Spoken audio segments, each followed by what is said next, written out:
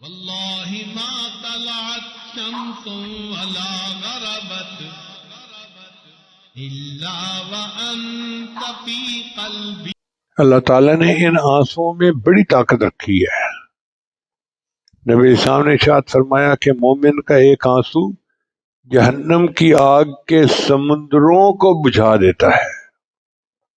ایک آنسو جہنم کی آگ کے سمندر کو بجھا دیتا ہے. اتنی طاقت ہے آنسو میں. اور فرشتے اس پہ حیران ہوتے ہیں کہ یہ مومن کے آنسو اللہ کے ہاں کتنے مقبول ہیں.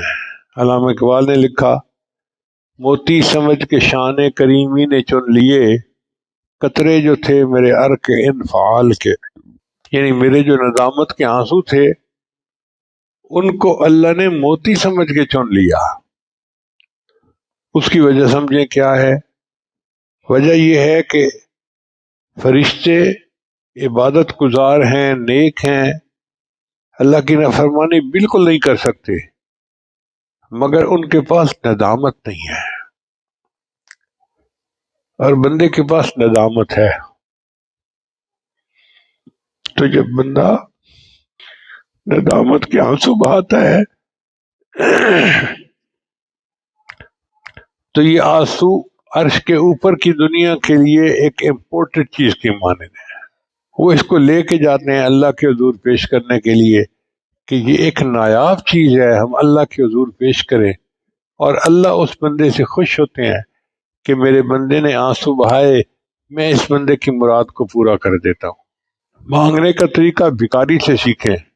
1 روپیہ مانگنا ہوتا ہے، اس نے کپڑے بھی پھٹے ہوئے پہنے ہوتے ہیں، اور جب مانگتا ہے تو ہاتھ بھی ایسے ہل رہے ہوتے ہیں اور آواز بھی بڑی عاجزی والی ہوتی ہے، اور ایسے یعنی الفاظ استعمال کرتا ہے کہ بندے کا دل پسیج جائے، متوجہ ہو جائے.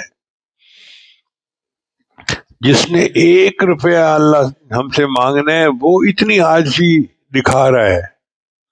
ہم نے تو اللہ سے اللہ کو مانگنا ہے، ہمیں کتنی عاجزی کرنی چاہیے. تو جس طرح مانگنے کی ضرورت ہے ہم نہیں مانگتے، اس لیے پھر دعائیں قبول نہیں ہوتی.